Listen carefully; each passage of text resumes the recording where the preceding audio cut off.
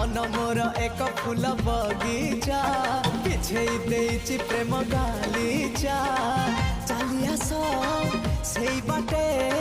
खोजुछि मु साथी गोटे